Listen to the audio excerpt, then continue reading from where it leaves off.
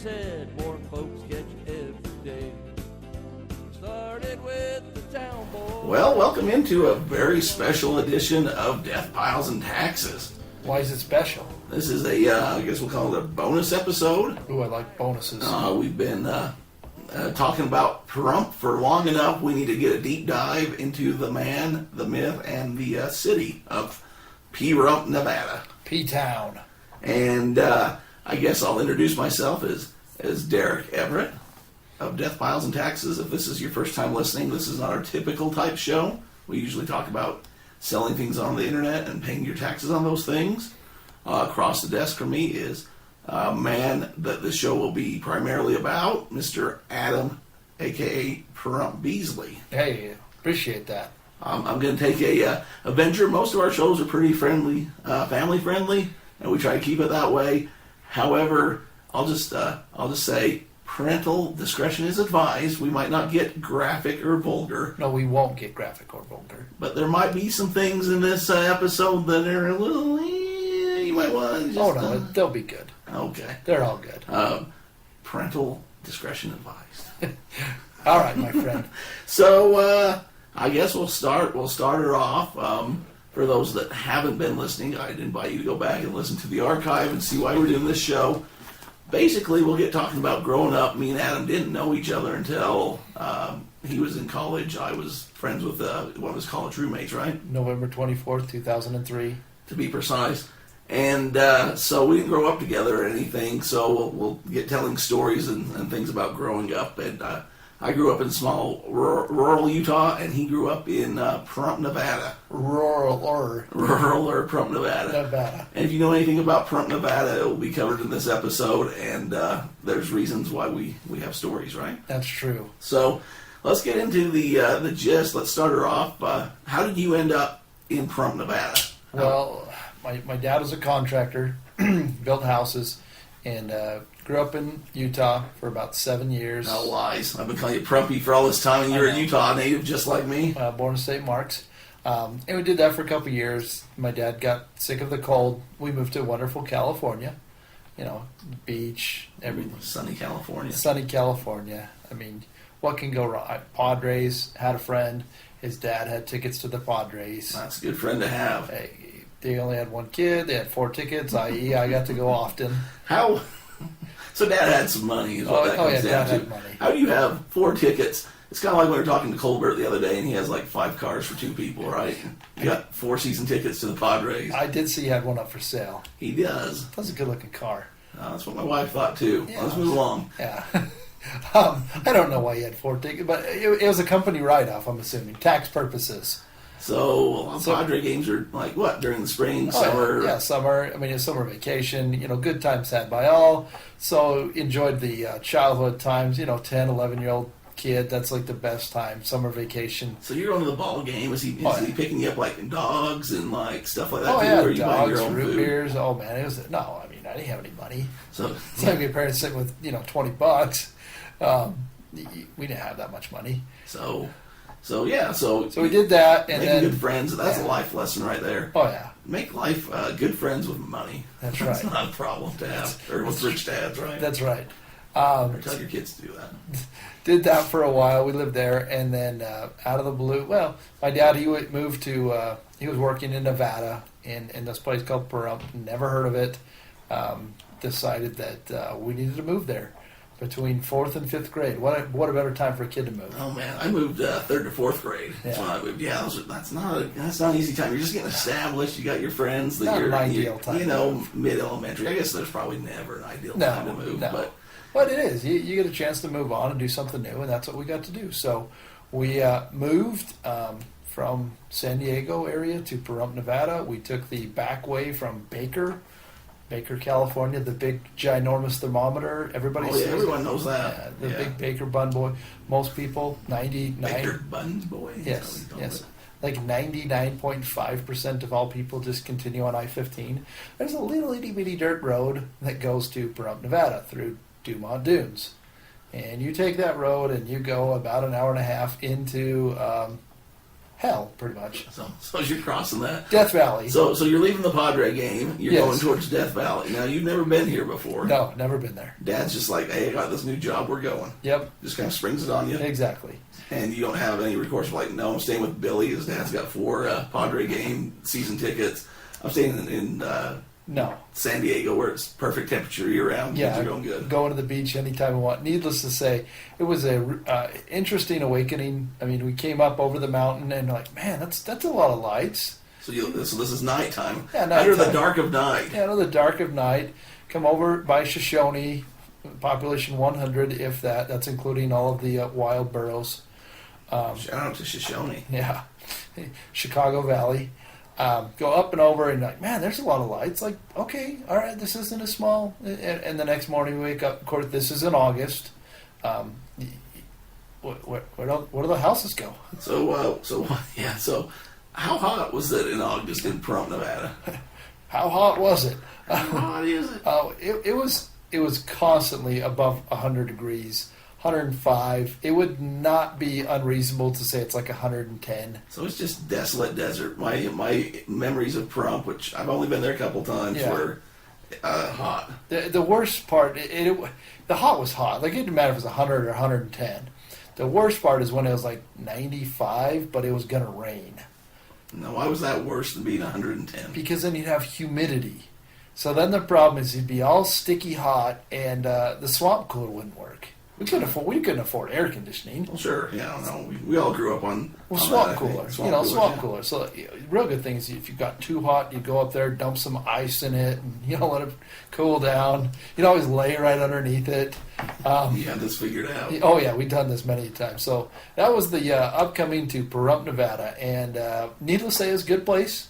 Had a couple friends that moved in the same time. We'd have to ride our bikes or walk, like 2 miles to go from trailer to trailer. So let's back it up a little bit. So you're getting there, heat of night. Yeah. And so you show up, and that's not quite what you were hoping it would be. It was a little different. So the next morning or whatever, like, you have neighborhood friends or kids or what?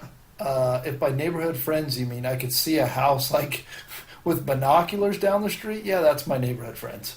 So you show up middle of the desert, middle of nowhere. Yes. From this posh, cool. Yes.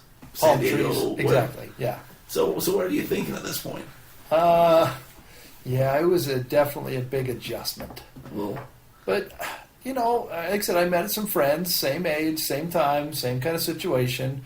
And when life brings you lemon, you make lemonade. so what are you doing for a good time? So you're here. You're what? You're third, fourth grade. You're saying fourth, fifth grade. Fifth grade. So you don't have anyone on the block. What are you doing for fun growing up? What are kids doing around the P town at this point? Well, I mean, we got to the point where, like, you had to do sports because that was the only way to, like, see anybody.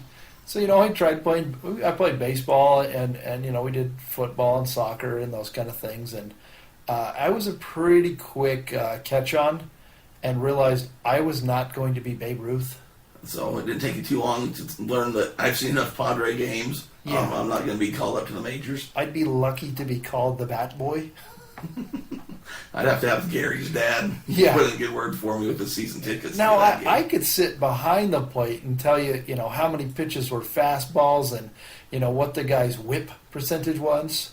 And tell somebody what a whip percentage is. Exactly. Long before that, walks, innings, hits, pitcher, all these different weird stats that they care about now, they didn't. I could do all that, but at the time, I'm like, there's no money in this. Did you have the score book where you keep score and track of all this stuff? If by did, you mean that was like my Bible? You still have them somewhere? I don't have them anymore. You had to learn how to do like the backwards K because that means you struck out swing, all these things. So I did a lot of that. A lot of, I was involved with Scouts. Man, that was a good time. Scouts in Pahrump, Nevada. Scouts in Pahrump. It was a good time. We had a great guy, bless his heart, Jerry Parks. Man, guy's amazing. He took a bunch of random hoodlum, I don't know, there's probably like 12, 15 of us. And we go on these campouts to Dumont Dunes. That was like the best. That was the spot. You go out to Dumont Dunes, are huge, ginormous sand dunes. And for some stupid reason, we thought, hey, let's play capture the flag in the middle of the night. And you get to hit each other in the head with an egg. With an egg. With an egg. Where did you find these eggs? Well, we'd bring them with us. Bring a carton of eggs, and you'd be out when you got an egg smashed on your head. So how did you clean off this egg? Well, we didn't think that far down the road. So was Jerry just chilling back at camp, or what? Was he participating? No, he's just chilling at camp. He's asleep. Oh, he was out by the campfire. He's like, I've made bad decisions in my life. That Here guy, I am, 90 degrees in the sand desert. No, with a bunch of kids running around throwing eggs at each other. It'd be nighttime. Oh, sorry, it was 95 degrees at night. That was nighttime. We'd go skiing down the sand. We didn't grow up like you rich city folk that had the mall to go to. The mall, yeah.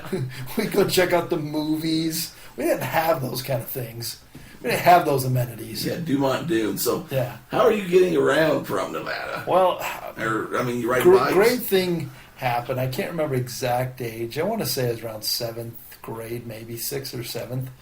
Santa brought us go-karts. Oh, the man in red came through for you. The man in red hit a home run for us. So go-karts. So before, how are you getting around? Oh, you'd be lucky. I don't know. I don't even know. I mean, there might be 6 paved roads in the entire town. So you're riding bikes? You're walking? Riding bikes, a lot of walking, or you just hope that your mom will drop you off, or you bring your canteen, your PB&J, and you just go for a hike. Just go for a hike in the hot desert sun. Mom, she'd drop you off to the pool for the summertime. That was always good. Oh, and that was my other thing. The love of the library, it wasn't because I could read, because I couldn't. Still have trouble doing it. Had air conditioning or what? Absolutely. Air conditioning girls? Yeah, well, kind of. Pahrump girls. Yes. Shout out to the Pahrump girls. Yeah. So those are great things, but we got go-karts. And you socialists using this library just to cool off. We read books. Yeah. And now the kids don't even go there to read books. They don't even know who the Dewey Decimal System is. I don't know who Dewey is, and the decimal system is long gone, my friend. Wow. I don't. When was the last time you used it? Uh-huh. Exactly. That's right here in Pahrump, Nevada. That's just right. Air conditioning, trying to look up sports books, right? That's right. Yeah, Babe Ruth. And look up your Sports Illustrateds. Yes. So we had the go-karts, and we got 2 of them, me and my little brother. And I don't know. Santa was a good guy. And he came up with, I don't know if it's the same, it had to have been a different year, but he brought us paintball guns, too. So those eggs on the head were getting just a little lame. Yeah, the eggs on the head. So we had paintball guns. I'm sure you didn't go, drive by or do anything. Gunners. Anything. Yeah, you get 4 of you, or sometimes 3, and you get 2 in each go, because it was a 2-person go-kart. Funniest one. They were good. They made us wear helmets. We had to have eye gear, especially when we're shooting each other with paintball guns. How fast do these go-karts go? Oh, we took the governor off. 5 horsepower, Briggs and Stratton. It really taught you how to work on motors, but I don't know. We never mapped them. But when you were in the 25-mile-an-hour zone with the school bus, you'd race. He'd see if you could compete, huh? Yeah. Put the hammer down. You put the hammer down. There was an old abandoned gun range, and it wasn't it was basically berms of dirt. Dirt. Yeah, dirt. Yeah, dirt. Pahrump's also famous for its fireworks, so we could buy fireworks all year round. So we'd bring around bottle rockets, and you'd hold them in your hand and try and shoot them at each other. On the go-karts? Oh, absolutely. No, this is on the go-karts. Yeah. Make it fair. Yeah, they had giant had to have something that had gasoline attached to it, because it wouldn't be fun otherwise. Exactly. Not fun unless we might blow up. Modern-day Lansing, like your buddies you do on the Wednesday nights, Thursday nights. Oh, man, I'm supposed to... So, sorry to bring this up right now. Probably should have brought it up last episode. Gerald is not upset with Game of Thrones, or not happy with how that somehow... you were at the finale, but we were just there kind of hanging out, not really paying attention and eating the food and Neither's stuff. Aaron Rodgers, man. He went on a huge tirade about it. He is not a happy guy right now. So, sorry about that, Gerald. And Lansing, we're talking about this for you. Funny little meme. It shows after 8 seasons the disappointment of Game of Thrones, and then it shows a bunch of BYU Cougar fans after 10 years since it's Hold My Milk. Yeah. Yeah. That's an inside reference. But inside, but you can understand they're heartbroken. So go-karts were a great get-around, paintball guns, bottle rockets, so yeah. Then, of course, it evolved. So okay, so it evolves. So this is what you said, I'm like, 7th, 8th grade. Yeah, I'm like that. 14, 15. I don't have a driver's license yet. You don't need a driver's license, so the cops aren't bothering with you guys driving around paintballing and by each other. I'm sure there was houses hit up. No, no. There weren't houses around, man. Like there really weren't. Nobody's house got paintball. I did not paintball people's houses. I mean what's that? The statute of limitations probably long gone. No, we come clean. That was against old Scoutmaster Gary didn't get didn't go by his house. Not. He was a great guy. Well, you might be a great guy, but you're stupid kids. Oh, that's true. Stupid kids do stupid things. No, I didn't do anything with paintballs. Now, other type of activities, I won't incriminate myself, but yeah. But I was younger, and then come to that golden age. All right, so what are we talking about? That golden age. 16. Your quinceañera? Quinceañero? Yeah. That'd be 15, and I'm not Hispanic. Or a female. Allegedly. I know of. So, my dad, again, we're not affluent. We don't frequent the mall, the Chacaramas. So when you're growing up, hard to say, or easy to say, it's kind of tougher times. You don't have a lot of money, right? No, you're not the guy that had the season tickets. You found the friend that had the season tickets. And I think you realize that when you get up to be a little older. I mean, we had it, but we weren't rich by any means. We get the dollar menu when we go to the McDonald's. That's the thing. You don't realize it until you get older and look back at certain things and certain Christmases and stuff. You're like, oh. Yeah, okay, they made the best of what they had and stuff, but it was great. We might not have been the top of the food chain. But we were happy. But we were happy. We turned out well, exactly. So, okay, go-karts, you're getting a little older, you're turning 16, you're in Pahrump, Nevada.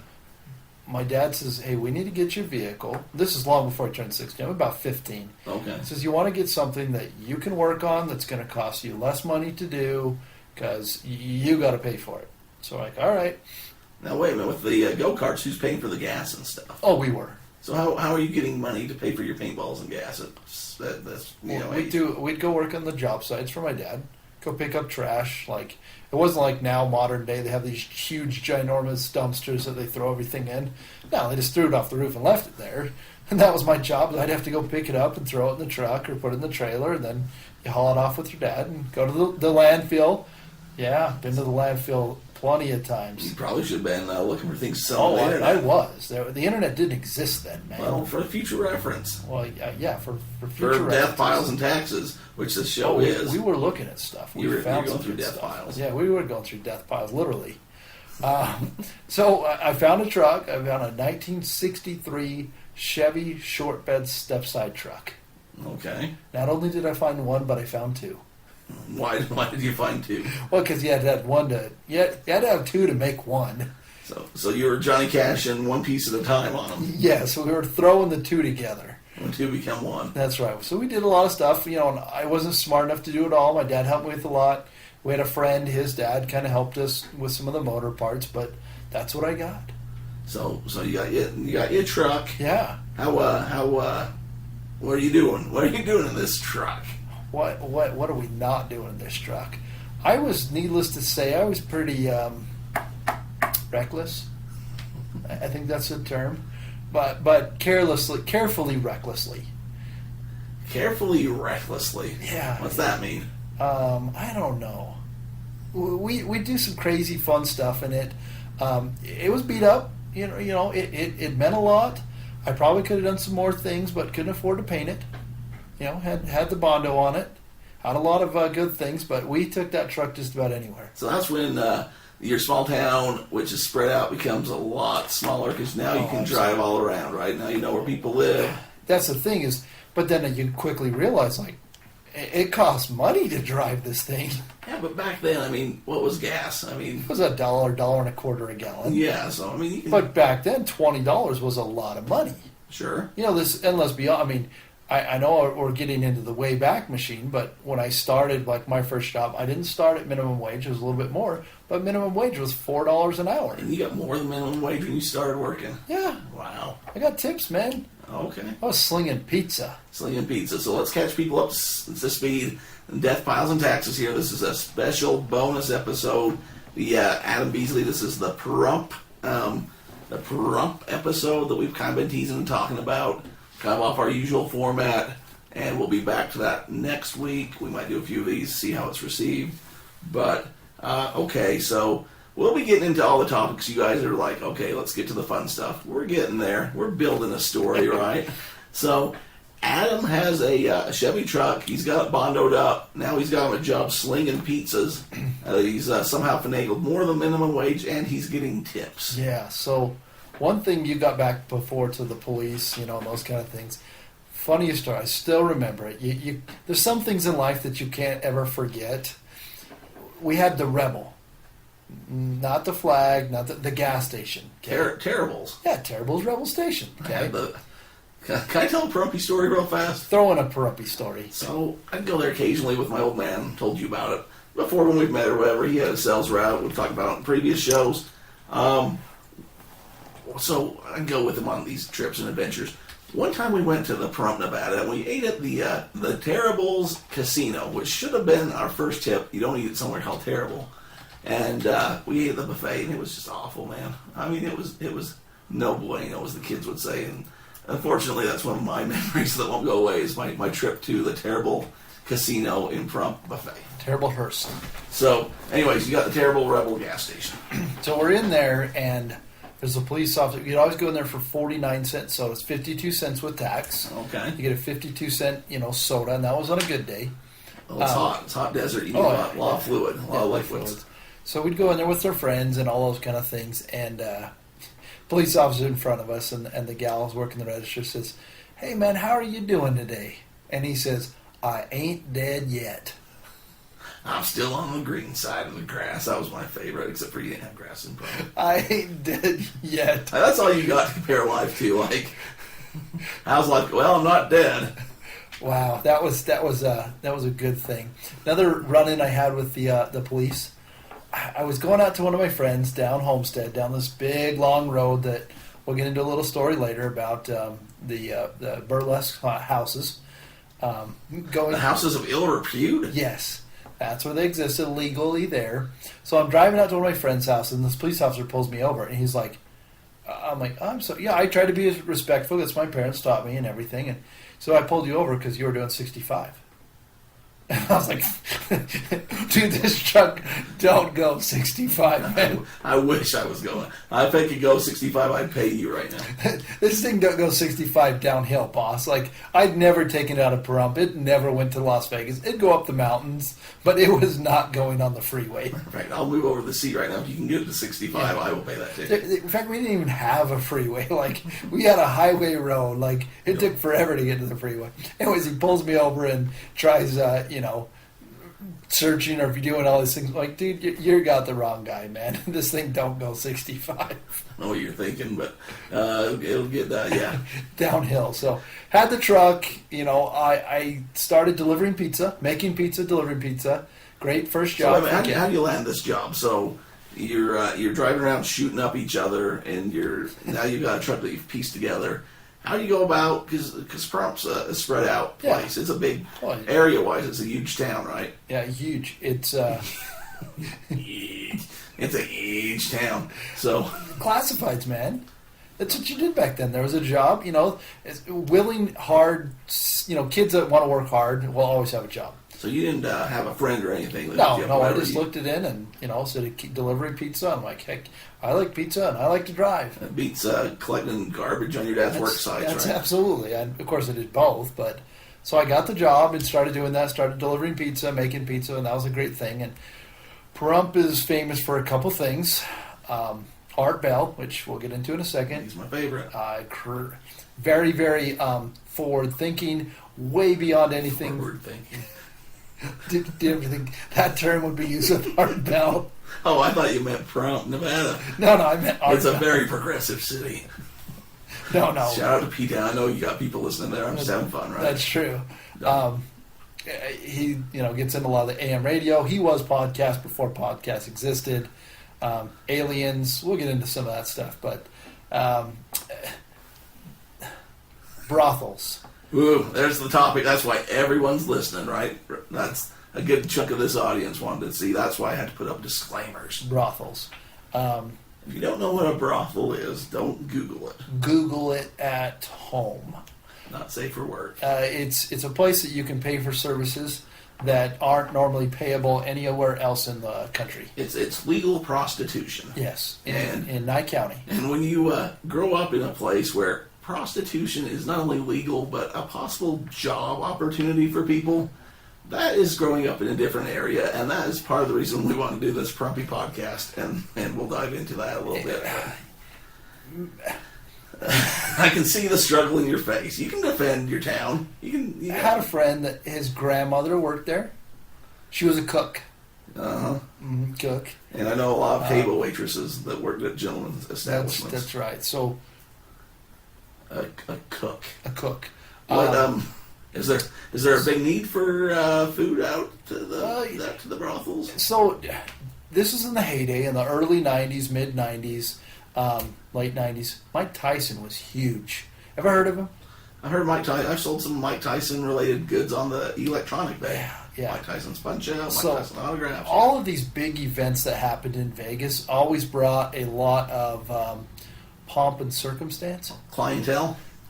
Several times did you see large limousine like caravans coming in from Las Vegas, and I know it was new because we had a buddy that lived just down the street and just happened to be in the middle of nowhere. A stone's throw. It was a long stone's throw. Consequently, Art Vale's place was just right down the road. We'll get to Art. When we say right down the road, it could be a couple miles. Right down a Pahrump road could be 5 miles away. Yeah. Just on the same road. So needless to say, I may or not have delivered a couple pizzas there on a couple occasions. So wait a minute. So big fights come into town, or there are big events in Vegas, yes. And you see these caravans of limos. Do you ever wonder who's in these limos? Oh, of course you wonder. Yeah, you want to know exactly. Is there talk about town, the scuttlebutt of like?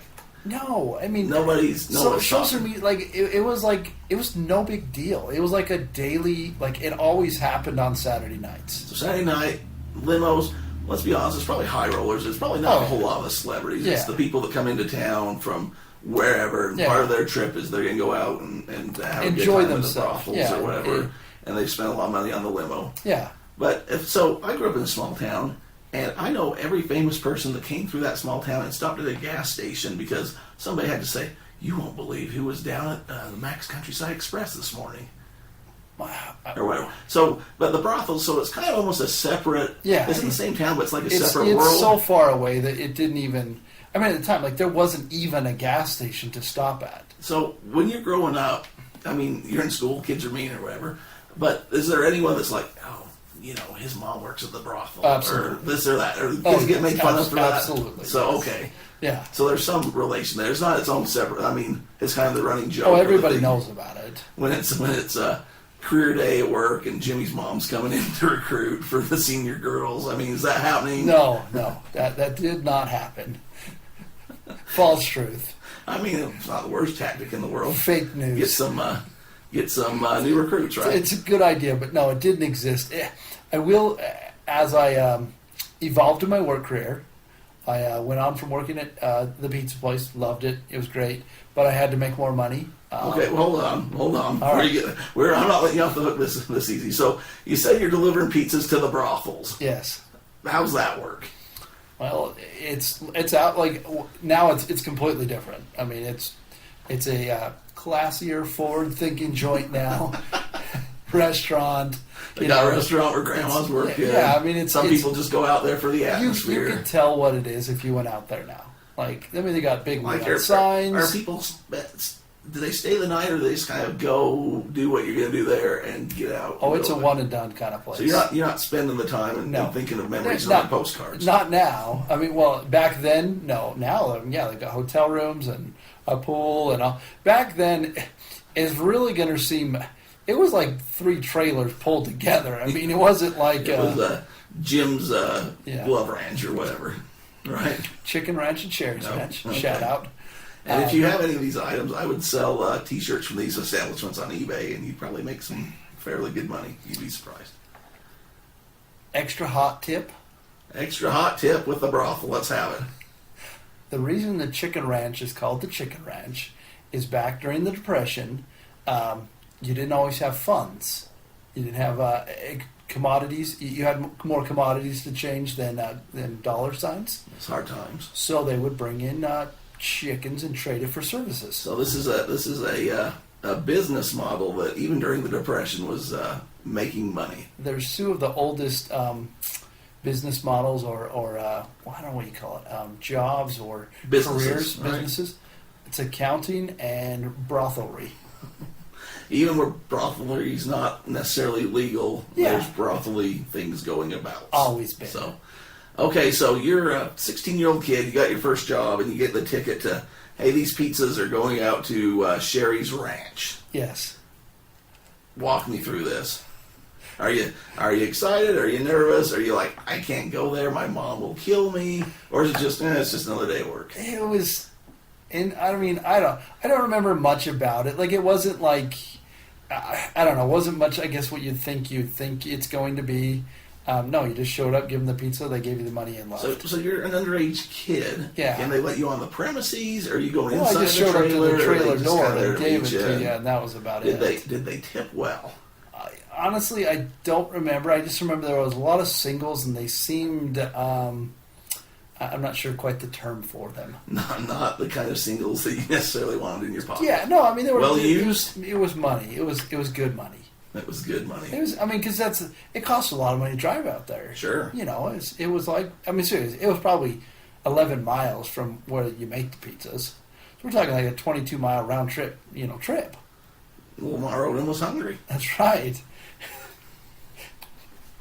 So that's, needless to say, Shake your head. I'm not quite.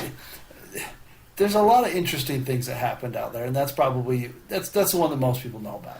Yeah, I mean, when you think of Pahrump, and we've kind of talked about in the shows coming up to this point, and that's kind of the running inside joke or whatever. I'm sure there's a lot more to it. I'm sure there's nice people in the great area or whatever. The two things you think of, or that I think of, is, well, maybe there's more than that, but what you think of is brothels, legalized prostitution, kind of how strange that actually is. Yeah. And I think of Art Bell.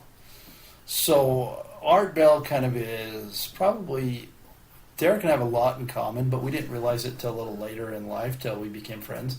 But Art Bell, like I says, he invented podcasts before they existed. So if you don't know who Art Bell is, he was the host of Coast to Coast. He actually just passed away last year, I think it was.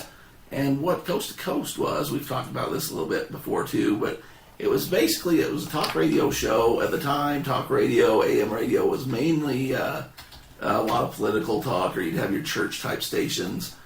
He'd start about midnight, and he'd go till like 6 in the morning or something. But he'd talk about all these strange topics, like your conspiracy theories, or your Bigfoots, or your aliens, and Area 51s, and all that. So as a younger, probably about the same age kid, I was working at like a truck stop, or I was working at a motel, that kind of stuff. And some of those late shifts, there was nothing on the radio, so you'd scan and find the Art Bell show, and he'd be talking about who knows what, scaring the pants off you, have people calling in. One of his famous things that I always like is he had a number for the east side of the Rockies, the west side of the Rockies, and whatever the topic was, like if you've been abducted by an alien, or if you think your child is the spawn of Satan, call this number. And they'd call, and he'd put them straight on the air, and he'd take them seriously. But he was in control of the talk, but he'd just let them have their way, and then like leave it up to you to decide, is this person crazy? Is this guest telling the truth? If you have time, I'd go find YouTube and just look up Best of Art Bell and kind of listen to him so you know what we're talking about. But so anyways, he's kind of a big deal. And he's in Pahrump, Nevada, so he's right down the road from where we're at, and he would often talk about space aliens, flying saucers. Well, you're right by Area 51 too. Well, you're spoiling the surprise. Oh, sorry. Well, it doesn't exist.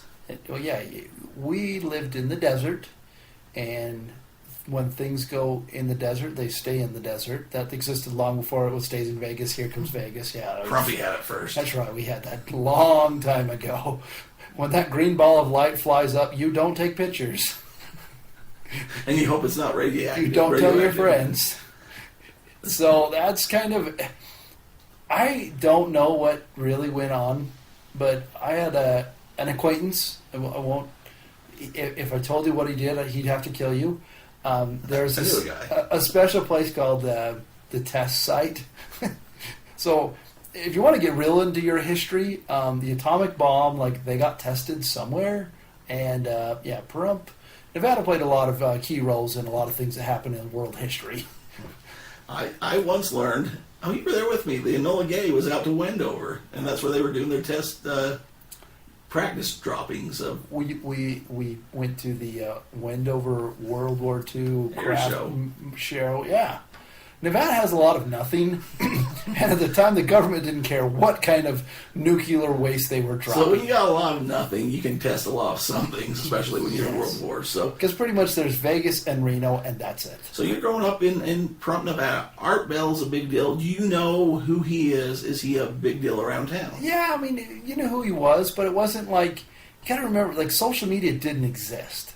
You know everything about everybody, and everything's very personal. Like, you didn't know anybody outside of the people you went to school with. But other people, I guess you guys, where I grew up had a lot more gossip, so no one's like, hey, that's Art Bell, he's crazy. No, If you ever listen to his show, he thinks that everybody out there was crazy. There's a wolf man in the woods gonna come get him. It was a different place. Everybody's crazy.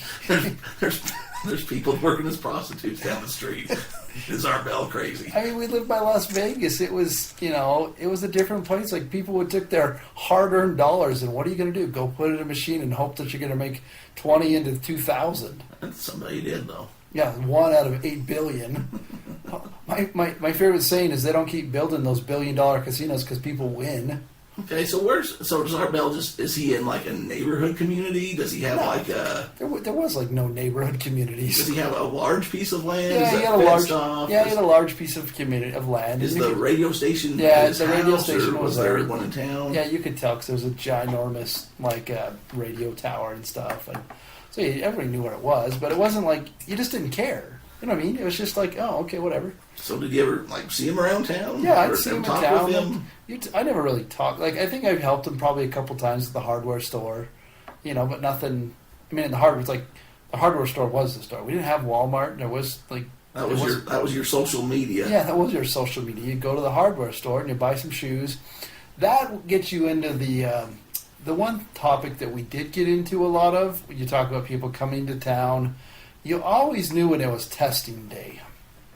Testing day. Yeah, testing day. Like, you're talking like high school tests, standardized tests? Oh, no. You got to keep in mind, the government keeps things clean. Okay. So, if you're working as a professional in the business of prostitution... You're a working lady. If you're a working gal, you got to get tested. You get in and you're tested for diseases every 10 days. Every 10 days? It was something like... I know it was a pretty regular schedule. And the testing place was right next to the hardware store.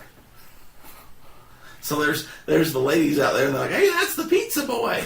Hey, pizza boy. And Gary's like, that's my grandma. She works as a cook. She's not getting tested. She just drives them in here. And you're just like, I don't know them. Don't know them. But you always knew because there'd be a plethora of women that stuck out. Maybe dressed a little different than the other guys No, around town? It wasn't even dressed. It wasn't like they were, giving goods away during the day.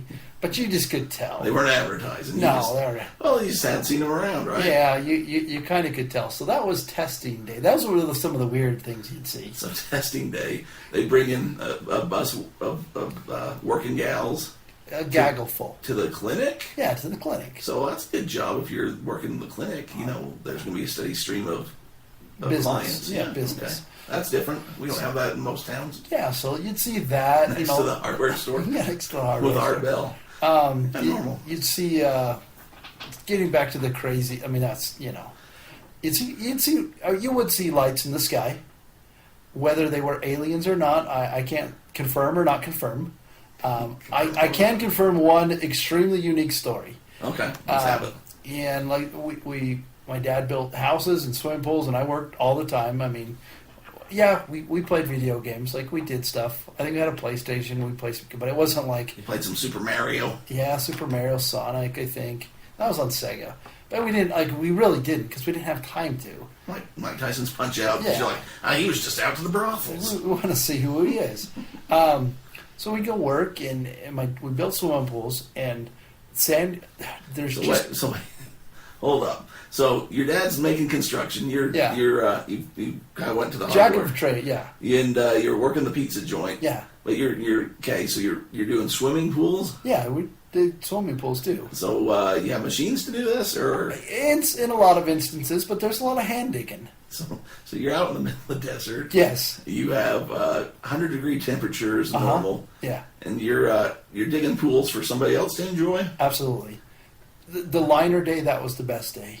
Why is liner day the best? Because it was like a vinyl line. Because the problem with swimming pools, and I promise you now you'll kind of get this, but they've kind of evolved since they were in the mid-'90s. It used to be you'd get those gunite pools, and if you played in them for a long time, gunite's kind of like the concrete, it would rip your feet apart. Uh-huh. You get out of the pool, and you'd be like, man, I just stepped on some bloody glass. Yeah, a lot of hotels, city pools. That's what they had, or you'd have fiberglass, and they'd be really slick, and they'd be hard to clean. So my dad, I don't know, he says, hey, we live in the desert, let's make swimming pools. Not a bad idea. So we did vinyl-lined swimming pools. So we'd go in and dig the pool, and we'd have to, we did a very lightweight concrete, which it sucked.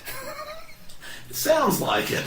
Doing it, my brother hated it because you have to mix this stuff, vermiculite and some concrete, and you'd have to throw it in the mixer, and it blowing all over. It's pretty much like you're ripping apart styrofoam, and the little balls. Yeah, it's trying pretty to keep that in there. Yeah, and I'm sure Dad's probably not paying you the best, because if he's anything like my dad, you're and you get paid, and he's like, you eat every night, don't you? You have a roof over your head. We did a lot of work, and he did pay us, but child labor laws didn't exist. It's just back different, then. yeah. And I get it. If I didn't learn it that way, I wouldn't be in the place I am now. You won't be building pools like you do now. Yeah, well, don't do that.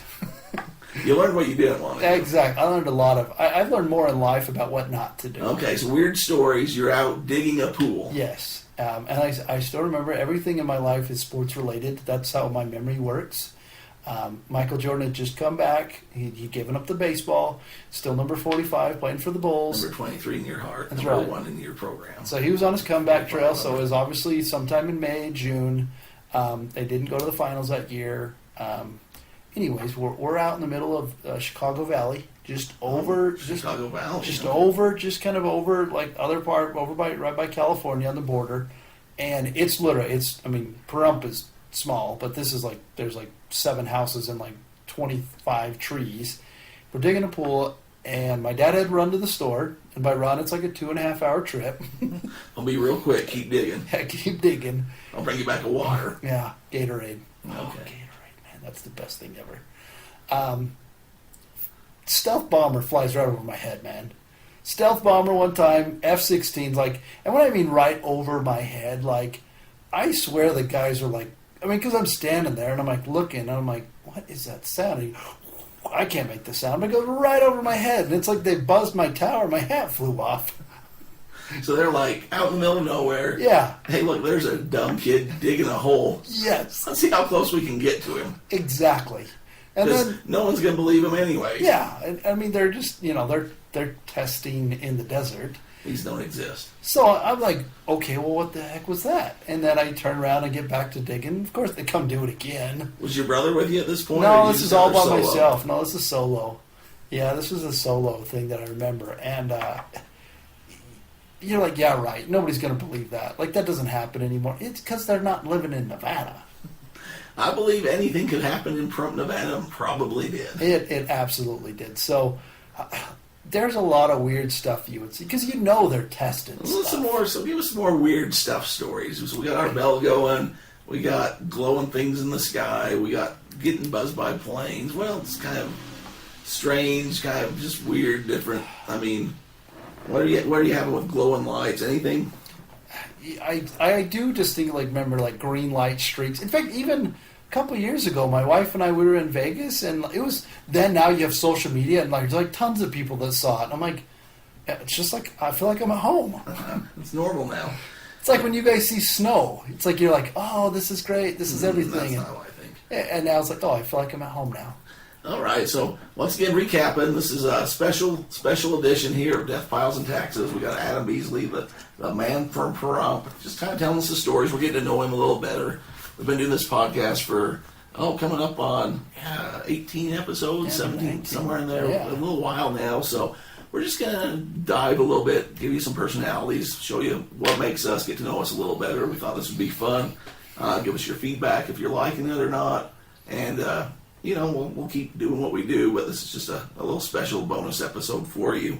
You were talking about, so we're at the pizza place, but then all of a sudden you're talking about working at a hardware store. So how's that transition happen? Well, it was good. I just decided I needed to make some more money. My mom worked there, so that's kind of I had a job there. They always had needs. They had needs for high school kids, and I was willing to work.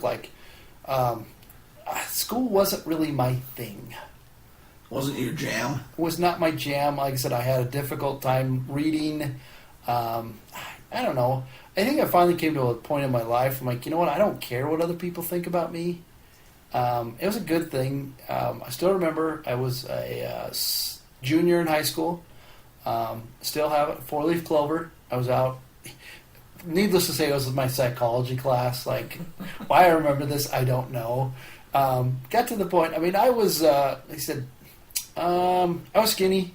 I was really skinny. You were in the slim jeans. I remember. I was in the slim jeans, not the husky section. You didn't go in the husky section. Abnormally skinny. Not a strong kid. A lot of people made fun of me. And you're eating pizza all the time. Yeah, it wasn't exactly the most thing. So, I got to the point, I don't care what other people say.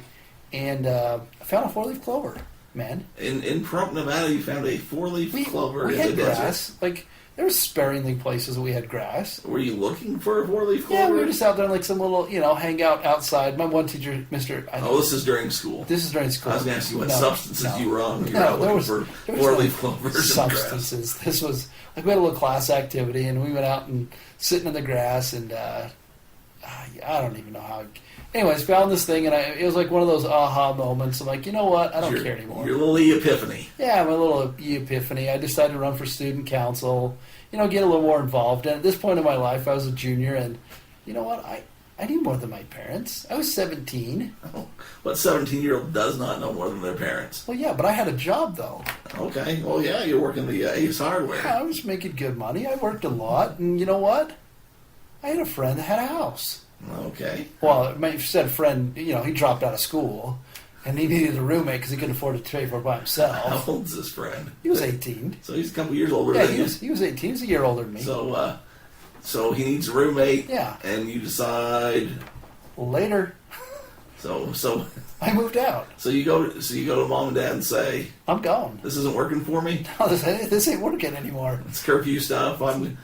I like to say all your friends' names were Gary for some reason this episode. Yeah. So you say, hey, this guy's got a house and I'm moving. Yeah, exactly. What's their reaction? Dad said, do whatever you want. You're an idiot. You'll figure it out one day. Mom says, no way. So is there an argument or you just pack up? No, there was a pretty good argument. But you're still going to do what you're going to do. Oh, of course. I'm unfortunately bullheaded pretty bad. And once I get my mind into it, I've gotten a lot better. I've learned a lot over the experience. I mean, that was 20 years ago. Mm-hmm. I've learned to listen a little bit more. Still not enough yet, but no, I said I'm out. Howdy out, dog. So, 17-year-old kid. So 17, you're going to go live on your own because you're working at the store where you're going to have to see your mom every day because she's working there. So that's going to go over real well. Real well. She's going to be happy with that. Just avoid it like the plague. So at what point in this process do you think, uh-oh? Well, luckily, I mean, my parents were extremely smart. I mean, raising kids is, difficult. I mean, let's be honest. I can't even imagine now. I don't want my kids to be that old. Right now, they really like me. There's going to be a day they're 17 and don't think that you know anything. They like riding the bus and going to the library, so I'm all down with that. No, I left, and luckily my mom, it was during the summertime, so I could work a lot of overtime, a lot of things, but eventually, school got back in, and I'm like, okay, I'm still working, doing all these other things. Money's getting a little tighter. I was still working, 40, 50 hours a week. But... So wait a minute, how are you going to school and... I only went half-time. Working... Okay. I was a senior, So you're working 40, 50 hours a week, though? Yeah. That's more than a full-time job. Well, yeah, I know. That's why you had the money? That's why I had the money. I wanted to do things, not live at home. So it's just the two of you living at this place? Yeah, just the two of us. A house, or what we got? Oh, yeah, it was a house, yeah. Is your buddy working, or? Oh, yeah, he was working, too. He was working construction, back then you could make some good money. So you had some money coming in. Yeah, so his brother moved away and had his lease go up, and, we're like, he took it on, I moved in with him, but you know what? We thought it was a great idea to have a bunch of friends over often. Yeah, it's the party house, right? Also, this is the cool place to come hang out. Yeah, we play cards and, enjoy Canasta. Yeah, canasta. None of the gals would come in after the shifts to get tested or anything. That wasn't happening, I'm sure. No. There was no... good time had by all. No underage anything was happening. It was just a great time had by all. But you know what we always think? Bigger and better. So we found a better place that cost more money. Hey man, this is going great. Let's do this. So how much are you paying for rent approximately in the first place? I want to say like $250 a month. It was like $500 a month. And I didn't have a car payment because my truck was paid for. So that's going all right. So the new place, okay. So it's going so well. Oh yeah, good time. We're going to be the Jeffersons and moving on up. That's right, moving on up to the east side. So we're in Pahrump. We found senior in high school. There's two of us. I'm a senior in high school, and I found a bigger, better house. That's right. And, I was involved, had some friends, of course it's a good place. And I thought, I turned 18, I was still a senior in high school. And, you know what? My friend had a Jeep, so you know what I needed? Well, I needed a Jeep. You needed a Jeep because that truck's paid off. I didn't need a truck, and then I had a car. I didn't need that. I needed a Jeep. Okay. So I decided, hey, I'm going to that car dealership, and they saw me coming from a mile away. I'm sure they were licking their lips. So, you guys, I only have to pay like $300 a month and I get this Jeep? Heck yeah, man, sign me up twice. I'll make you double pay, huh? Yeah, so I did that. And so you must have had some credit or money on that because I'm guessing mom and dad weren't co-signing. Oh, no, I was 18. I didn't have any credit. I may or may not have paid like 16% interest or something, but I only had to pay $300 a month. They knew they could track it down and they could repo it if need be, right? Yeah. So that was what I did. And unfortunately, at that time in life, I was still young and dumb.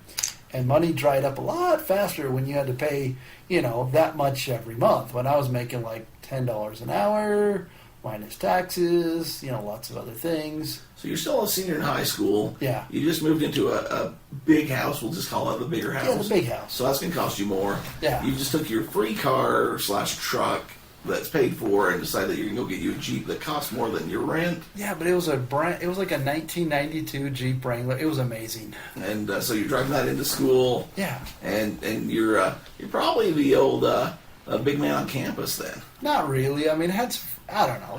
People weren't like, man, you got to go and you got a house, you got a nice Jeep. It was fun. We'll just leave it at that. You weren't necessarily popular, but you were having a good time. A lot of people knew who we were.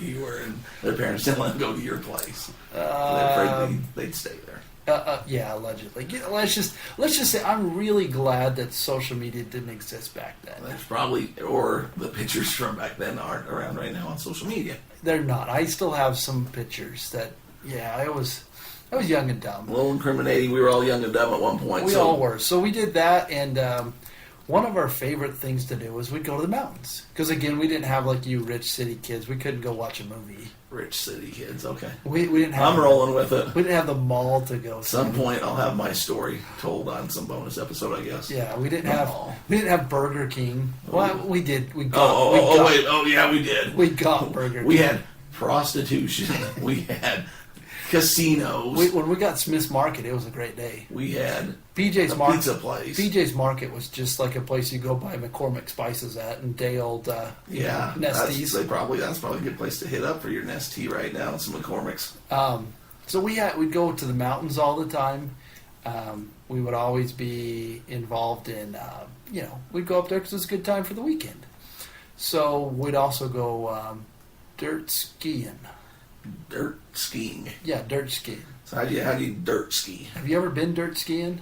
I don't even know what dirt. I mean, I can figure out what it means by the two words, but yeah, never heard of it. We need to get the boys, go down to Vegas, take a trip to Pahrump, and go dirt skiing behind the Suburban. I don't snow ski, let alone dirt ski. Oh, it's like water skiing but on dirt. My insurance doesn't cover stupidity. Well, I didn't need insurance at the time. I was 17, 18. I knew it all. I decided to, for some reason, like my dad moved stuff around, and we had snow skis, and we had old cowboy boots. So what a better combination than to take and drill those and like screw them down into it, take a rope behind the Jeep, and go to town. So whose idea was this? It was a combination. I honestly don't. I'd like to know that one day, where we'd go out to the dry lake, but it's huge. It's ginormous. It's past the House of Burlesques, in the middle of nowhere, and you drive out there, and it's like flat, like nothing out there. So you thought, I have an idea. Yeah. I know what we should do. Yeah. We got these cowboy boots. We got them there snow skis. Well, there's no snow here. We got some drill bits. My parents are at work, so I can go in the house when they're not at work because I moved out. Yeah. I can steal items from them. Borrow. And I can attach them together. Yeah. And then what we're going to do is we're going to drive on out there in the desert to the dry lake beds. Yeah. And we got the Suburban. The Jeep. The Jeep. The Jeep. And a rope. Yep. And we're going to drive real fast. Yeah. And you're going to stand on the skis and just hold on to the rope. It sounds like a good time. What possibly could go wrong? Exactly. So, any accidents happen? Oh, there are plenty of accidents. I mean, we couldn't afford to go to the hospital or anything, so just slap some dirt on it, put a Band-Aid, and go at it again. Matter of fact, I can't see this working at all because you're going to take off at 20, 30 miles per hour. No, you had to go pretty slow. We learned that the hard way. You're going to pop that rope. You couldn't. It wasn't like you could stand up like your water skiing. You had to like really sit down and squat, and then to see how fast you could get going. I'm sure you were wearing helmets and safety equipment. Oh, absolutely. And I'm sure there's no pictures or video of any of this. Oh happening. man, we'd play hot coal. You know what hot coal is? Hot potato. Okay. So we go out to the dry lake beds because again we didn't have like those fancy city things like you kids do. You have nothing. We literally have nothing. You have channels on your TV. No, so I got real into it or ingenuity. I don't know. We take You're real trash. smart. You got real smart. I got SMRT. You got book learning. We take all those big pallets and all the wood from the job sites. Oh, I've got a picture we can post. We took the Jeep and we literally probably stacked up like 14 pallets on top of the Jeep all the way to the top, strapped it down, drove it out to the dry lake bed, pushed them all off, and had us a heck of a bonfire. Good time had by all. And then you'd like jump through it and stuff, and You'd be stupid. yeah, you'd have a good time. So we'd take a hot coal and you'd get in a circle and you'd bat it around. Good times. So Sure. we'd do that. We'd do a lot of clay pigeon shooting, but we couldn't afford clay pigeons, so we'd actually really shoot rabbits, jackrabbits. Jackrabbit clay pigeons? No, jackrabbit. We couldn't shoot clay. We couldn't afford clay pigeons. So by going out skeet shooting, you were going out rabbit shooting. Exactly. Well, there's probably some people upset about that. It was long before PETA. We'd eat them. You wouldn't eat jackrabbits. Okay. They're disease-carrying animals, right? Yeah, that's true. But we'd go out and take care of some rabbits. It was a good time. So what happens with the hot coal when obviously people got burnt. Yes, they did. So how long did this game last before this wasn't played anymore? Until the last person was standing. So, okay, so recap. This is the Pahrumpy bonus episode, Death Piles and Taxes. We're just going down, growing up in Pahrump, Nevada, down memory lane with Adam here, and we're to the point where he's out in dry lake beds, taking stacks of pallets, burning them, somehow saying this is better than growing up in cities or civilization. And he's getting drug around on homemade skis, Yeah, and throwing hot coals at each other, or shooting rabbits. Craziest thing is when you do the rabbits, like you'd stand up in the back of the Jeep and you'd have a driver and you'd shoot while you're driving. It probably wasn't the safest. Real safe. It wasn't the safest thing. Go to the mountains, kind of do the same things. I'm sure you want your kids participating in this kind of this activity. this was stupid things that would never happen again. We'd go up to the mountains, like we do all kinds of things. I was always the kind of guy that I was motivated when people told me I can't do things. And we had one friend, like, he totally knew that, too. And I was, like, too dumb at the time. Like, I just thought he was being a jerk, and he was. But, like, he knew how to push my buttons. So you're kind of the Marty McFly getting called chicken. Exactly, I was. And your friend was Biff. Yeah, he was Biff.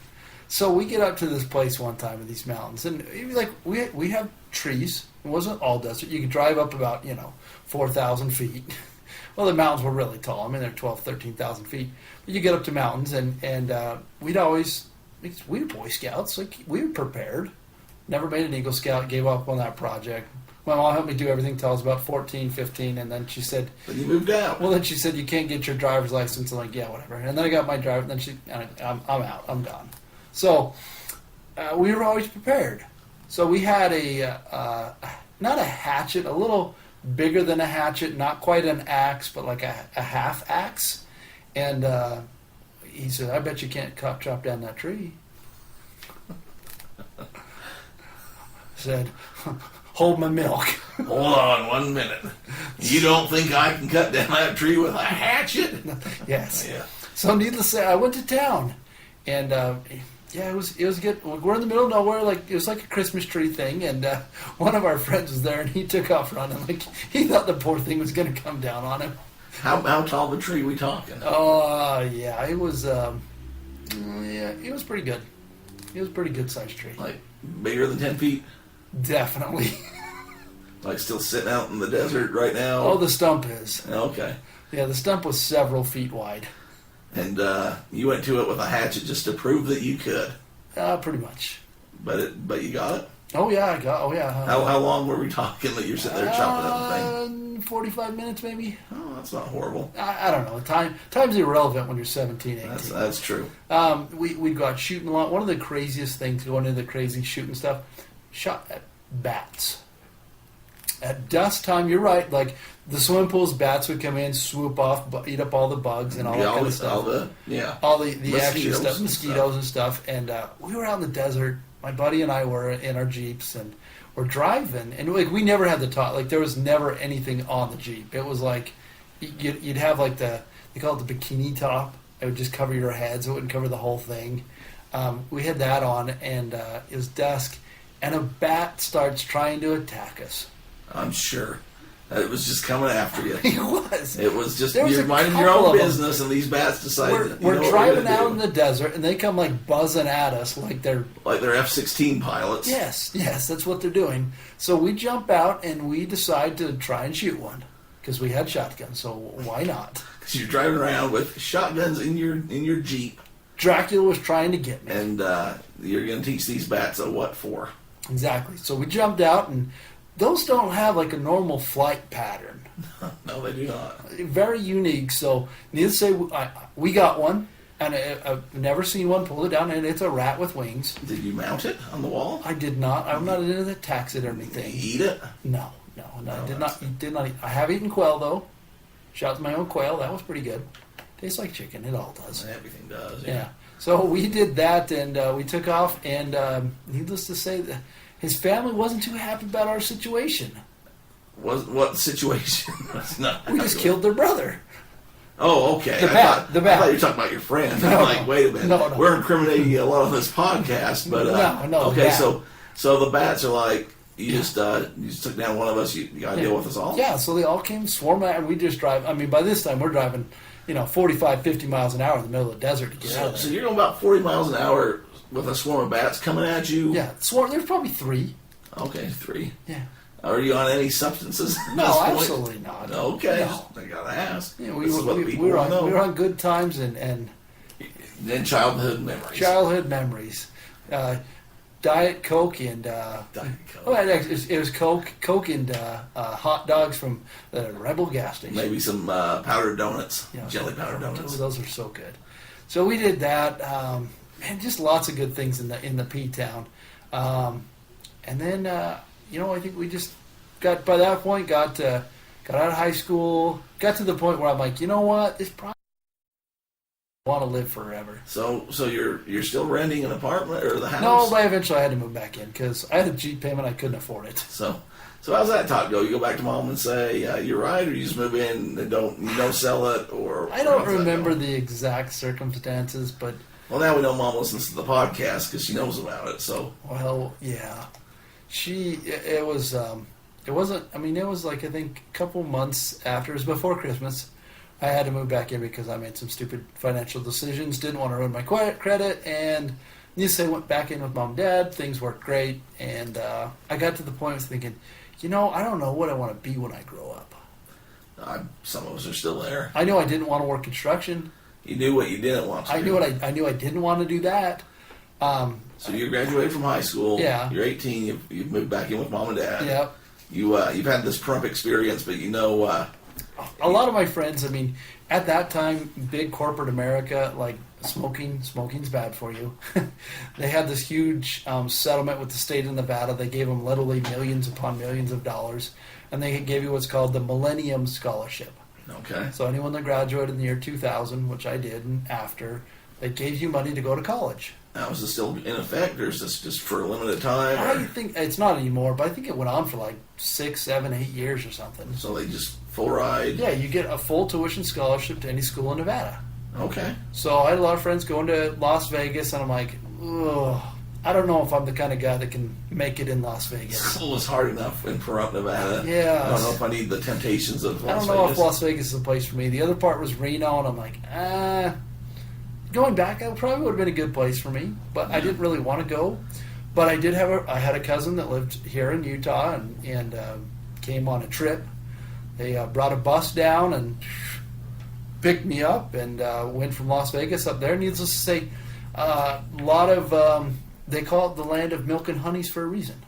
So wait a minute. So you have a full ride scholarship to UNLV or Reno, and for some reason your cousin is in Utah at school. Yeah, she lived here. They grew up here. And says, "Hey, why don't you come check out this school?" Yeah. Or whatever, and they send a bus. Yeah, they had like this. It's like the recruitment trips. I mean, I wasn't like We Cam Newton recruitment trip. We need this kid to write down our baseball scores. Go get him. No, he's in the desert. That was not it. Get his skis. Now that I'm a little bit older, I recognize when you bring kids from out of state, they pay more in tuition. So they saw dollar signs. Yes. And said, "Let's see what we can do." Yeah. And somehow your cousin got wind of, "Hey, it's a free trip. Get on the bus." Yeah. So we did that, and like I said, came there, showed up. It was real nice. Very much enjoyed it. Lived at the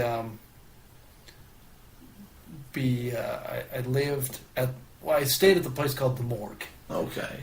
Why is this place called the Morgue? It used to be a mortuary. Makes sense. All adds up. So this will get into when we get to the Halloween episode. That'll Okay, we got some Halloween stories. Now, were you? All those beds in the walls. Did they just convert all these things that would pull out and the lockers you could just lay on? Oh, we had the lockers. The lockers were real. Oh, they were still there. Oh yeah, lockers in the back by the house. So I was just making a joke about you sleeping in lockers, and they really existed there. So. Oh, the lockers were real. Oh yeah, we'd jump in inside of them and scare people, and they came around. The red rum scraped in the walls. Oh yeah, that was downstairs in the furnace room in the incinerator where they burn up the bodies. Well, let's not get too much into the Halloween episode now. Okay. Let's not ruin all of our good Halloween stories. I'm still in high school, went up there for a weekend. They had a basketball game, a dance, and I'm thinking, this is not like anything I've ever seen before. I want more of this. So, and in the land of milk and honeys, what was your ratio from male to female of this college? Oh, it was probably like 35% men to whatever, 65% women. So you're getting a lot of attention. Yeah. The new bus is in town. There's some new blood coming to the dance tonight. It was a good time had by me. So that was enough to make you think maybe the full ride scholarships are not where it's at. I might try out this place. Maybe the skinny kid from Pahrump didn't get a lot of looks in high school, but moving up this place sure changed my tune. The skinny kid at the dance when you're outnumbered. Hey, he will do. Yeah. Will do. Oh no, it definitely turned into something different. So made that decision, got a scholarship. Okay. I still did okay in school, nothing great, but at the time, school cost, the in-state tuition was $500. So I had to pay $750, and they covered the rest and stuff. So needless to say, it wasn't too expensive. $1,500 to live, and I got out of there. I blew that popsicle stand. Pahrump? Yeah, I blew that place. Have you went back much? Oh yeah, I guess the same friend, guy that got out of high school early, and He's still alive and you're still in contact? oh yeah, we're still really good friends. So What's your mom think about him to this day? she likes him a lot. She likes him now? So, funny story. As I moved up there after high school, we went up there. He stayed there. Had another friend, the guy that challenged me to chop down the tree. Biff. Yeah, Biff. That's a really good interpretation for him. Yeah. You're McFly. Yeah, we're still really good friends. In fact, he comes here to my office every single day. Oh, really? He lives up here now? Yeah, he lives up here. Okay. Yeah, you know him. Oh. Taylor. Okay. Yeah, you know him. Okay. He works right over there now. All right, yeah. So anyways, they would come up every weekend. They'd bring my friend, he worked at an auto body shop, and they would, for some reason, they met their sales quota, and he was 18, almost 19 at the time, and they got a company sponsored, they got a Corvette that they'd get every other weekend. So he and my other buddy, they drive it up from Vegas to Ephraim, Utah to have it up for the weekend. So they said, we got to go hang out with Adam. We got to go hang out in Utah. We got a Corvette and we're going to go to Ephraim, Utah because there's a lot of women there. I'm sure is what the motivator was. Just a good time had by all. We're going to go have a good time with Adam. So they'd show up in the Corvette and stay at the morgue, and it was just... It's a small town, so everyone knew when they were in town. Party time just continued and continued. Just good times had by all. So the gas, everything was covered. The boss didn't ask, why are you putting on these insane miles on the Corvette every other weekend? And that was not a part of it. Not your problem. That was like you asking, why is this guy buying McCormick meat seasoning? It doesn't matter to you. All you knew is you had the Corvette and you could promise gals rides around town. It was a good time. So, needless to say, that's kind of the evolution of where Pahrump came from, what Pahrump happened. I never knew what I wanted to do. I always knew what I didn't want to do. Because you'd done it. Yeah, I'd done it. Needless to say, I came to that realization I didn't know what I wanted to do. I almost joined the Navy, actually. I wanted to join the Navy when I still lived on my own because I didn't know what I wanted to do. Well, San Diego, right? Oh, yeah, see, exactly. You already know where I'm going. Got to the recruiting trip, they were going to fly me down the next day, had to get my driver's license, and the dude's like, you're 17, you need parental stuff. I live on my own, my parents don't tell me what to do. I'm my own man. I'm sorry, sir, this is the government, and you can't go in until you're 18. Well, so I made that decision, a couple other things, and went up to school, still didn't quite know what I wanted to be. Got to that, that age of, do I go to the military? Do I do something else? And found that ecclesiastical vacation that I went on. So instead of becoming a seaman, you became a churchman. Yes. Yes. Okay. And the Navy was apparently not for me. I'll have to tell my story about the Marines someday. Oh, hoorah! I tried to weasel out of a commitment, and Denny was not about to let that happen. That's a teaser. Wow, I didn't ever know that. Yeah, that's not something. I don't know how many people know that. Wow. That'll come up in another special episode down the road at some point. I was pretty excited about filing for the special thing. When you turned 18 and you had to file for the draft. Oh yeah, I was all about that. Yeah, I was young and dumb, man. You were hoping they. I remember. So we're the same age. Grew up the same time. I remember the pitches because I joke about the prostitutes coming to your school and trying to recruit. Yeah. ROTC. We had military people that would come and recruit hard at high schools, and I remember the big pitch was, no one will ever mess with us. We're America. You'll get free college. They pay me all this money. I go have fun, shoot things on the weekend, whatever they do. We're never going to go to war. This is, the year, late 90s to the early 2000s. Uh-huh. Thankfully, I didn't heed that advice. That wasn't what I was built for. I'm appreciative to those that do and that were. I bless you. But this is then 9/11 happens, and we've been at war pretty much ever since. So yes, we have. Let's just say that wasn't the best. It was a good pitch at the time. Are you saying you were kind of like a sitting duck? I'm saying I wasn't made for the military. Just say that right now. I had bone spurs like your president, man. I'd been up into Canada. I was not built for that. Appreciative of all those that do and fight for our services, and I can't respect them more. They're built out of something that I just didn't have. Man, we gotta get in and find out what Denny. But are you saying you a draft dodger like your buddy Slick Willie? No, I'm saying I'm like Orange 45 bone spurs, man. I had the rich dad, but he didn't get me out of it. There you go. I didn't have a rich dad. Sorry, Danny. You didn't give me $1 million loan. So, ending the story, like I said, did that. Came back to the morgue, lived there. That's where I met, roommate, briefcase, and that's where you came into the story. And the rest is history. So that's after we met up. So, just to condense it, this is obviously a different format than what we've usually done, but this is the growing up kind of what's made Adam episode, why he's called Pahrump. Hopefully you like this episode. If you did, give us a shout out, let us know. If you didn't, let us know too, when we can change and tweak things in the future. At some point I'll probably have to do my history episode.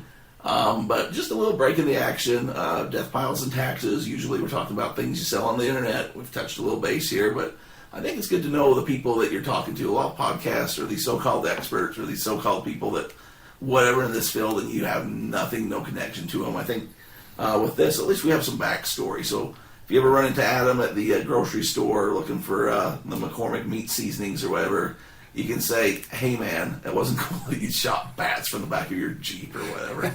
Or you can relate with him and say, oh, man, tell me some Art Bell stories, or I used to deliver pizza too. Just makes us a little more personable, right? We've all been there. We've all done it. We're all stupid people in life. When you're getting your taxes done and he's asking you, what are you doing for a living, or what's this or that, or man, that's stupid, you can look at him and say, yeah, but I didn't move out on my own at 17. I don't hide my. I've made a lot of mistakes, and that's the only way I've really learned. Is I didn't have an older brother that he wouldn't do the stupid things, and I'm like, yeah, I can't do that. Yeah. I'm still my brother should have been a lot smarter because I did a lot of stupid things. So all my siblings, I'm oldest too. All my siblings, college graduates. Yeah, great, and I think they should pay me a little bit for the learning tax, right? It's true. They saw me and they said, okay, not going to go down that road necessarily, do those things. Tax. Or something like, hey, thanks for taking those beatings for us. Thanks for taking out mom and dad's anger. Well, they were worried and chasing you down or whatever. I buckled down and got good grades, or went to school. Here's the thing, and I know what we're going to do. This is down another wormhole. We'll get into it, but what you've been doing, and you're in a good financial situation. Well, I've been lucky, and not to get too much on me, but I, like you're saying, I can learn. Like, you learn and adapt, and that's one thing. I might not have been the best student or, have the best career paths or things growing up, but I was able to take advice from people that did and watch and see what they were doing. And like we were talking in the last episode, I can find trends and see what people are doing, and I don't have to scan every item in the store to find out what's selling. I find the people that are selling that have already done that work, and then I can learn from others. And I'm again, learned the hard way. It took me 13 years to graduate with my accounting degree. So I know the numbers, I just don't like the format that it came to me in. So going back, you said you had a hard time, sorry, we're jumping all over the place, but hard time reading, I can relate to that. But you also had numbers. Oh, yeah. So where did you find that you liked numbers? How did you get into, because accounting's all numbers, so where did you learn that this was for you, that you were a numbers guy? Baseball statistics. My parents, I love to read. Oh, I love to look at books. Pictures and numbers, and, I'd attempt to. But I'd get baseball books because I was, Padres and stuff. Like, hey, I might as well learn about them. So when my mom would go to work on Saturdays, again, we talked. They took me because I was always the troublemaker. Things were a lot quieter when I wasn't in the house. I think we have a lot in common, man. So, my dad would take my brother and my sister because they were younger, and they were the easy ones, and I'd be the one that, pestered and poked. And so my mom would take me to work on Saturday, and I would go just sit underneath the desk and read, for 4, 5, 6 hours at a time. So what are you reading? Because you said you struggled baseball reading. Books. So you just got baseball books. Just 100 best baseball players in the world. I could open a book and I could tell you more about George Bell, Pete Rose, So here's the truth about Adam Beesley, Pahrumpy, And when I first met him, kind of and stuck out to me, still does stats. So he's a walking encyclopedia, is what we'd call it back in the day. Now I guess Google search. Yeah. But if you wanted to know anyone's anything stat wise, you just bring up, and it could be some random player you didn't even know that well. I mean, I can't think of them because I don't know random players, but you'd be like, what was Dave Hernandez batting in '86 or whatever, and Joe Morgan or Keith Hernandez. Keith Hernandez, Plays sorry, for New York Mets. Known for Seinfeld. Yeah, exactly. But you'd say, what was his batting average? 91 or whatever. Dwight Gooden. And Adam, or football players or whatever, he just rattled it off. We'd be sitting at college football games or whatever, and what do you think about? So, well, he runs good time. He's catching, whatever. We didn't have phones. Like, we had baseball cards. He's inside the 30. This is a 85% field goal attempt or something. I mean, we would do all that because you'd look at baseball cards, and that's what I did. Is I learned like what college they went to, what round they got drafted into, and I'd take my cards and like I would, hey, he's a first rounder, second rounder. Like this is all before it existed. Like all these things you had on the internet now, like the filters. Like this is what we did before the internet, kids. I made my own filters because we didn't go to the mall. Like if we did, like it was a huge deal because I think you're pretty jealous of the mall. You brought that up a lot. You'd see those shows like Mallrats, like you'd be like, man, I didn't know that place existed. We didn't have a 7-Eleven. We didn't have a slushie. Well, you have your Slurpee machine? We didn't have a Slurpee machine. That's tough times. We had the imitation. I think we got an icy machine. The icy, yeah. I mean, the icy bear. It's a whole different ball game. Oh yeah. You know what? You had to create your own fun, and we didn't have cable TV. You just didn't have all those things, so you'd go outside and make your fun. So you had a pack of baseball cards, and you'd memorize each and every one. Stuff. So that's kind of how I got into the numbers, and the more and more I did that, the more and more I liked. I mean, I was the 10-year-old, 11-year-old kid. I mean, my dream job was I wanted to be the payroll specialist for the San Diego Padres, man. And the Padres, they could still use a guy like you. They're not doing so well statistically. They spent multi-million dollars on Manny Machado. I mean, it's a whole different You're still Padres, man. Well, I know a little bit about baseball. I don't watch much of it anymore. Well, I remember when I met you in the briefcase. You were splitting the MLB package, and yeah. I've never been a huge baseball guy. It's one of those. It's like an acquired taste. I get it. I like it. I like the idea of it. It's a big. You gotta have commitment. A lot of time. It's a commitment. Yeah. I mean, this is long before. Well, we don't have a local team or anything like that, so. You couldn't stream Stranger Things. I mean, this is back when you had to watch TV watching New Coke and stuff. Yeah, so if you were bored, like, instead of doing your homework at college, you watch baseball games. See, if anything, I had to watch, the Cubs games because you had WGN or the Braves on TBS or whatever. So. Yeah, I didn't have those channels. Luckily I did. That's where my pro wrestling came into effect. Yeah. Yeah, we'd have to go to your friend's house to watch those. Or see who came into town after the big fight night. Probably more truth to that than. So it got into numbers, and that's what I always realized I liked, and luckily found a career that's what I do now. But now the unique thing that I do is I deal with a lot of people that own businesses that do things that they've never done before, and there's a lot of unique things that you have to learn to run a business. And honestly, eBay, like online retail, any of that kind of things. I mean, I'm teaching my kid right now, and he's 8. Like, by the time he's 18, he'll have 10 years of business experience. This ain't like we're playing no game here. Yeah, you can't teach that, right? This is real stuff. You don't learn that in the school. And I guess, I don't know, I don't want to get on too much of a tangent. We've gotten down for a while, but that's what you should really be learning. So if you're in any kind of situation, like whether you're in college, thinking of going to college, whether you're 50, 60, 70, whether you're 80, like, you can learn this. And what it does is it just opens an opportunity for you to make more money.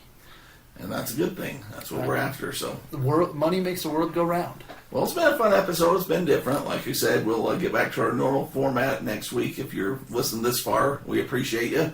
You know a little more about Adam Beesley now than you did a little while ago. And you know a little more about Pahrump, Nevada than you did a little while ago, right? One of our friends, I don't know if he's lying or not, but he really thought my name was Pahrump. Well, that's what we called you. Well, yeah. Prumpy. I don't even spell it right. P-R-U-M-M-P-Y. I don't put the H and the A and all that in there. P-Rump. But I've learned how to spell it correctly. Pahumpy.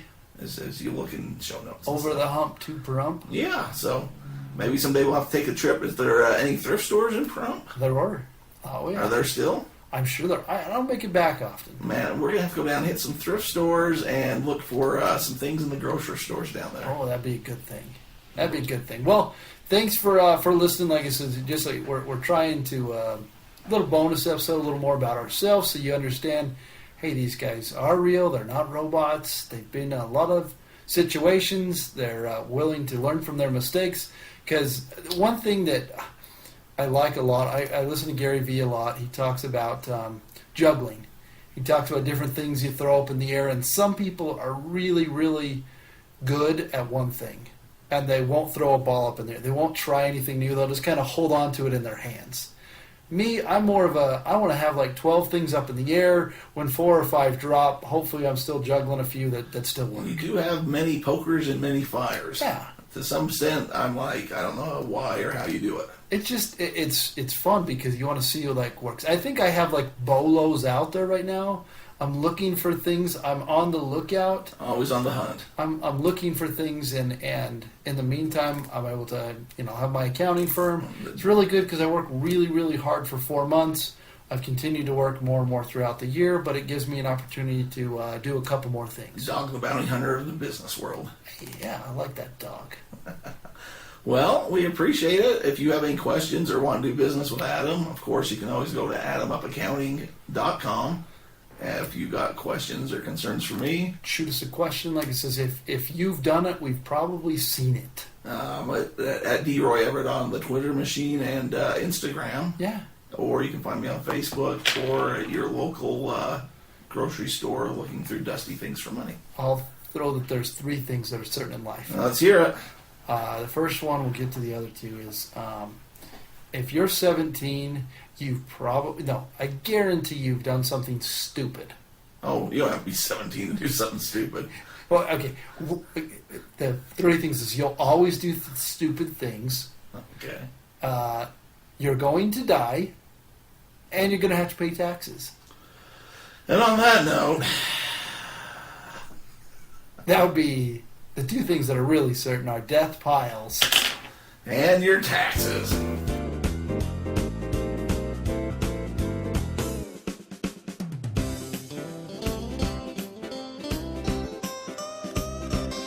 There are strange things going on in our little town called Pahrump. Just inside the Nye County line and a short hop over the hump. A strange disease has reared its head. More folks catch every day. Started with the town board, then spread to the local DA. Did it come from the governor, the Senate, or higher up? All we know is it's spreading. Some folks just giving up. So far there is no cure, and it's not in no book. But everyone who gets it gets that deer in the headlight look. Rheumatism, a disease with no cure. Some say it's in the water, or maybe it's in the beer. Maybe it's in the air, but one thing is for sure. Rheumatism's among us, and it's spreading everywhere.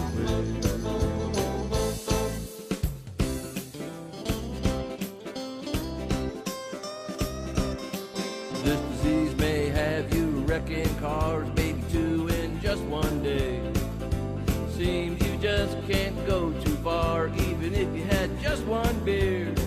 But now, if you have the mind, one thing is for sure. You can take a county vehicle on a California tour. Oh, Pahrumpism, a disease with no cure. Some say it's in the water, or maybe it's in the beer. Maybe it's in the air, but one thing is for